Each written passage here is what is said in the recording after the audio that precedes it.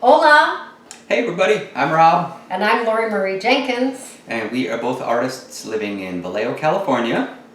And we are are moving to Costa Rica.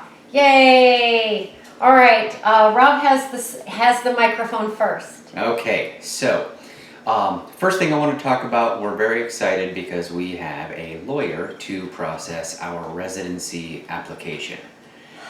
Yay! Rob spoke to him today. Yes. So it's very exciting. Very Yeah. exciting day. Yeah, his name is Andre Gomez. We got him through Sarah Elena's relocation group. Really like him, very professional. They know all the steps to take, and so we know all the steps to take. So we have some homework ahead of us. We've talked a little bit about the requirements before, so I'm not going to go through all of that right now, but There's somebody that has asked for the to-do list, and I'm going to encourage you to just kind of follow along on the videos if you can, because we kind of touch on the to-do lists in each video. right. So we haven't taken the to-do list and done one video with all the to-do lists, so we just kind of talk about them as we go. Yeah, and we learn as we go, and we change our opinions and minds about things as we learn more. So all of this is great information. We've learned a lot from YouTube videos as well. Absolutely. All right, back Yep. to the lawyer. Anything Okay. else? No, just there's a fair amount of paperwork involved, birth certificates, marriage certificates, FBI background check, and then all of this paperwork and fingerprinting needs to be compiled in Costa Rica.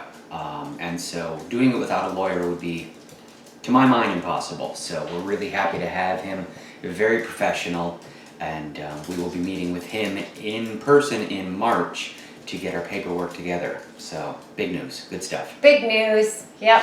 So that's exciting. So that's in March that we are, like Rob said, that's in March that we're going to see the lawyer. So that's exciting. That's when both of us will be going down together. I want to talk a little bit about the Farmacia.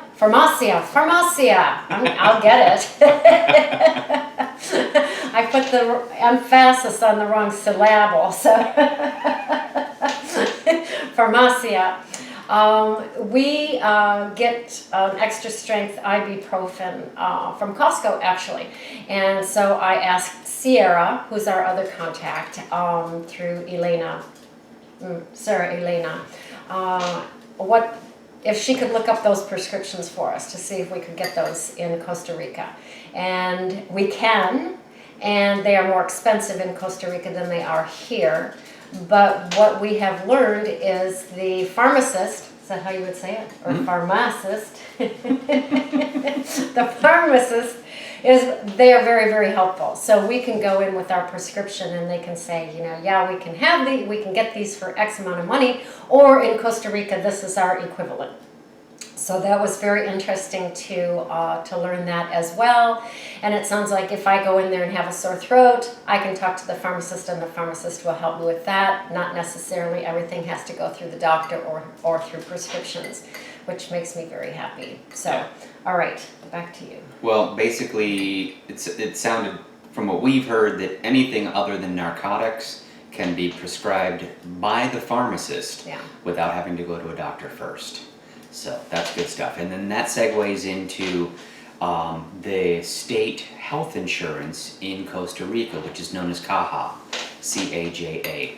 And so from my understanding, and of course this will change with more info, but from my understanding, when we apply for residency, we become members of CAJA. And so we will be covered by their state health insurance. And so this is the public health insurance that all Costa Ricans have. And it's not free. We pay a percentage of our stated income. And as far as I understand, our stated income will be the Social Security money that we are going to be starting to live on in Costa Rica. And so what that ends up being, maybe it's $80 to $100 a month, which is cheaper than we're getting health insurance here for. So there are people who have private insurance as well as the public. There's people who don't have any insurance. There's people who go all private. So there's a lot of options there, but it sounds like for us, we're not going to exercise an option to get private insurance. We stay pretty healthy. We're hoping to be even healthier in Costa Rica and hopefully not need much insurance, but having the Caja as a backup sounds like the plan for today. That's right, the plan for today. And there again, Sierra broke her finger. Yeah. And had to have medical attention, and it was cheaper for her to pay out of pocket for her injury than it would have been to have been paying for private insurance all along. So we have several friends, Bruce and Tom, that kind of have the same plan. Yeah.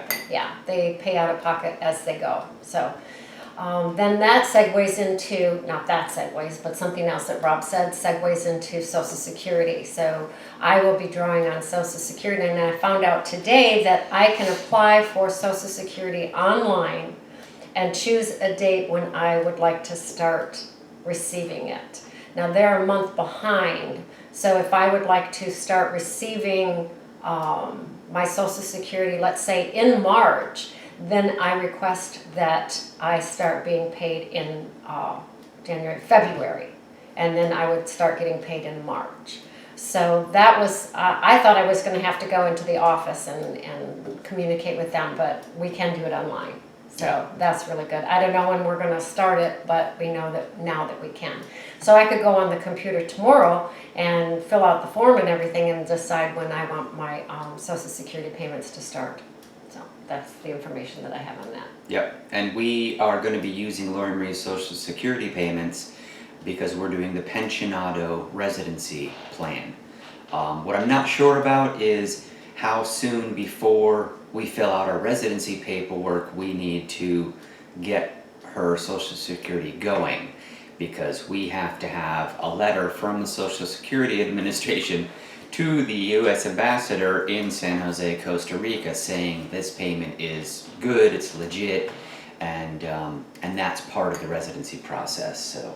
And one little snag that we've run into already, and it's a small snag, is we do need our birth certificates, original copies of our birth certificates for the process. And Rob's received his weeks ago, and he needs to apply for another one because he's had his too long, and mine hasn't come at all. So his is too soon and mine is too late. No, it's just not here yet. Right. Fingers crossed it'll still be here in time. So there's that timetable thing. Yeah, and then with the official paperwork for residency, marriage certificates, birth certificates, things like that, once you have the certified, the real copy, they have to be stamped by the Secretary of State of each state. So it's like a two-step process. So got to make sure you get all your ducks in a row ahead of time. So I was born in Oklahoma. So I have sent away for my Oklahoma birth certificate.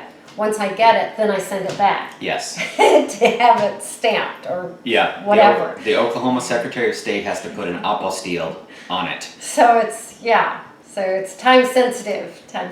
So. Yeah, and all of these documents have a 6-month window. And if they're older than 6 months, they're no longer valid. Right. Which is why I have to get a new certified birth certificate from Florida because I got it too early. Yeah. Before I knew. So there you have it. So that's what's going on in our world today. Yep. Oi. Busy. Oi. Oi. Oi mismo. Si. Ahora mismo, right now. All right. Well, we'll see you in about a week. I do have a video that I had promised to show some of Rob's handcrafted artisan furniture. So I will be posting that. So stay tuned. And subscribe if you haven't. And leave comments if you haven't. All right? Adios. Ciao. Well done. Thank you. Well done, you. Are you hungry? I'm so hungry. Yeah.